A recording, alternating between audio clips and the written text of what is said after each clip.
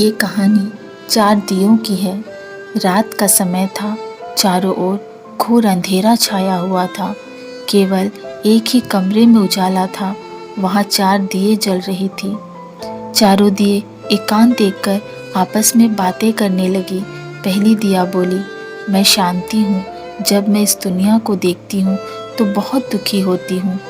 चारों ओर लड़ाई झगड़े, लूटपाट और हिंसा का बोलबाला है। ऐसे में यहाँ रहना बहुत मुश्किल है। मैं अब यहाँ और नहीं रह सकती। इतना कहकर दिया बुझ गई। दूसरी दिया भी अपने मन की बात कहने लगी। मुझे लगता है कि झूठ, धोखा, फरेब, बेईमानी मेरा वजूद खत्म करती जा रही है। इतना कहकर दूसरी दिया भी बुझ गई। तीसरी दिया भी दुखी थी। वह बोली, मैं प्रेम हूँ। मैं हर किसी के लिए हर पल जल सकती हूँ, लेकिन अब किसी के पास मेरे लिए वक्त ही नहीं बचा। स्वार्थ और नफरत का भाव मेरा स्थान लेता जा रहा है। लोगों के मन में अपनों के प्रति प्रेम भावना नहीं बची। अब ये सहना मेरे बस की बात नहीं।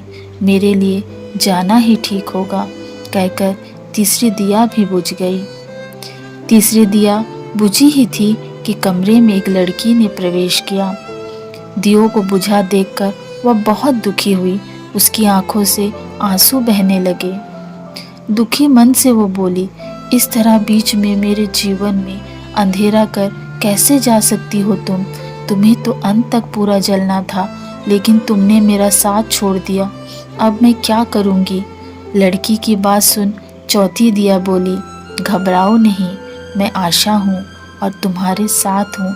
जब तक मैं जल रही हूँ तुम मेरी लौ से दूसरी दियों को जला सकती हो।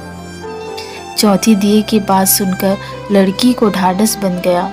उसने आशा के साथ शांति, विश्वास और प्रेम को पुनः प्रकाशित कर लिया। दोस्तों, जीवन में समय एक सा नहीं रहता। कभी उजाला रहता है तो कभी अंधेरा। जब जमीन में अंधकार आए, मन अशांत हो जाए, विश्वास डगमगाने लगे और दुनिया पराई लगने लगे, तब आशा का दीपक जला लेना।